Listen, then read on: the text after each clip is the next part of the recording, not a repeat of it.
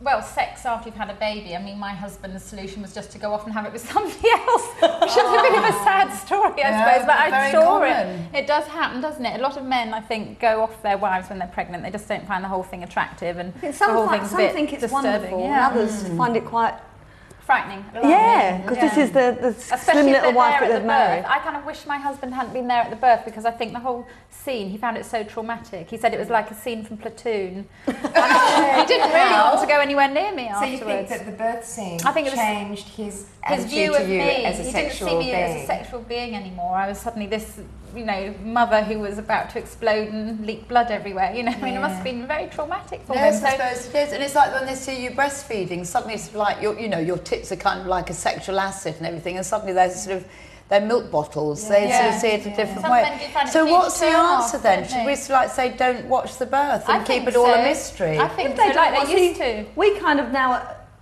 expect them to be there, don't we? And perhaps it should be their option if they don't want to. Yeah. But then you see, if my husband hadn't been there, I'd have been upset. I'd have felt that he didn't want to be there, which is true. He wouldn't have, Yeah. But I think you need don't look. Yeah. More or less what my husband did. I'll just look up. I mean, I guess the thing is, isn't it, that the scenes, and if you end up in the stirrups and with episiotomies and vacuums and the baby coming out, covered in like the blood and the mucus and all the rest. I mean, even that's probably a little bit sort of scary, even if you haven't seen it kind of arrive.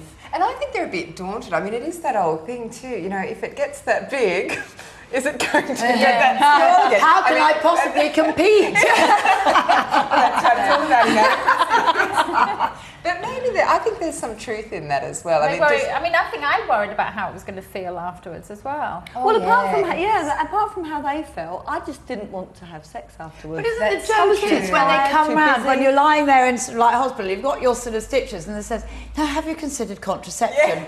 Yeah, just not doing it. It is, isn't it so untimely though? But I think that is the danger though, isn't it? Because we had our two babies very close together and we didn't mean to. But I think the thing is, when you start having sex again, it's such a surprise. You forget about contraception. I was terrified. Oh, maybe that's the reason why you do it.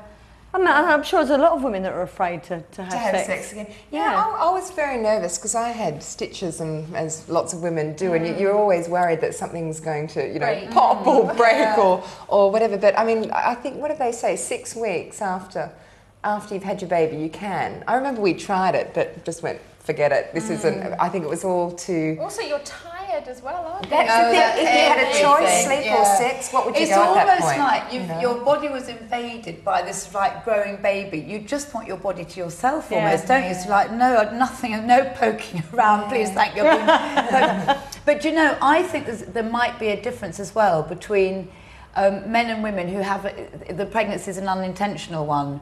And then it's the fear that's sort of like, we didn't want that one, we can't do it again in case we have another accident. And I think that must affect sort of men and women if the man didn't want it and she got pregnant and vice versa. Yeah, that's true. I mean, I'm just thinking back, and I have to say, all it was to me was about sleep, actually. It wasn't so much fear of having sex again. It was just that, I used to feign sleep, or try and go to bed at different times so you'd get no little tap on the shoulder, because it was just, I just wanted to sleep more than anything else. I don't know if my experience is something lots of women have, but I did have a very difficult birth and, more stitches than anyone would want to know about. And I was quite worried about having sex again and how it would feel.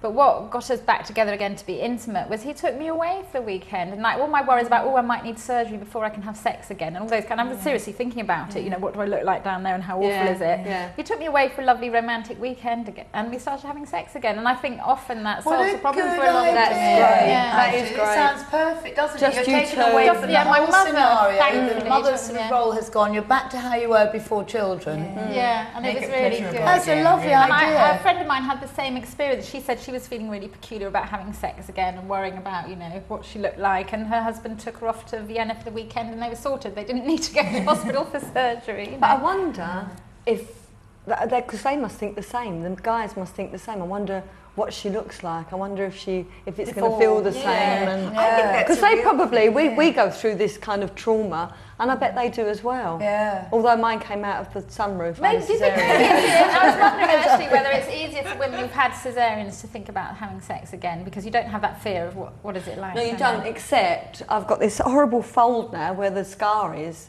and I can't get rid of it, and I felt grotesque afterwards. After I'd given birth, I felt like a beached whale, and I didn't feel attractive to my husband. It's not just kind of like that sort of part of it, it's your whole body. Yeah. You know, it's like the huge boobs, the huge isn't boobs, the like the floppy stomach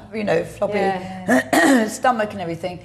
It's not feeling good about yourself, I suppose, entirely. That's true, because you go for, I mean, I don't know about you, but when I was pregnant, I felt great, and I ate healthily, and I felt like I'd never, you know, it was really that blooming time, and I felt, you know, really attractive, and God knows what I looked like, but I felt it. No, but it felt good. You're a bit of a wreck, aren't you? Yes, you go from blooming and lovely and ripe to, you know, sort of leaking and flabby and, and you know, dead tired. And so, maybe it's a little bit in, you know, in our own minds as well, that maybe we're not as desirable or as desiring. Maybe we're not. I mean, let's face it, maybe we're not. My husband ran off with somebody else. I mean, maybe we're not as desirable when we've had babies. It's a bit of a sad truth, but it's, in all honesty.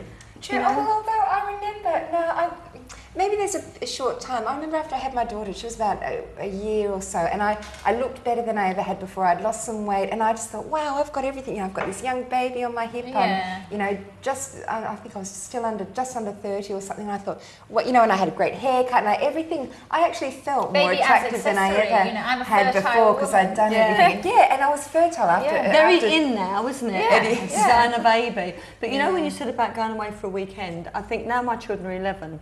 I think from the time that you have your children, you give your life to them. You do. I mean, you try and fit it in with your own life, but actually, most everything you do, every decision you make, you have to consider the children first. And Steve and I now, even to this day, do have little breaks on our own, even for a long weekend, and you do need it. And that's when we rediscover our sex life. Yes, exactly. And why you fell in love with that person in the first place. Exactly. It's absolutely vital. Because for that couple of days, you're not giving all your attention to your kids. You don't have to think of them before you make the next decision.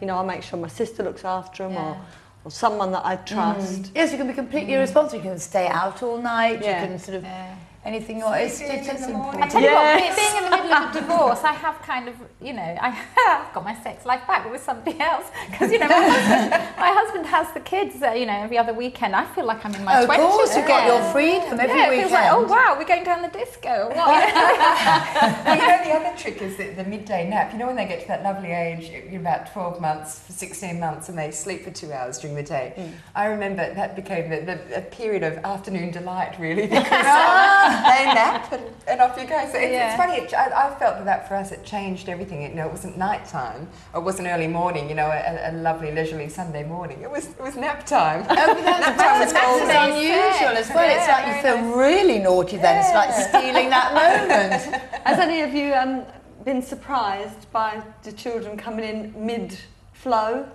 Yes. Once. Me too. Yes, once. I don't know what they saw. Have you then? Oh yeah. And it's been both of them, and they've stood either side of the bed. No. And you don't know, because you're kind of busy and otherwise engaged, and suddenly these little faces that appeared at the time didn't know what was going on, you know, thankfully. And they go, "Mummy, can I have a drink?" And you're,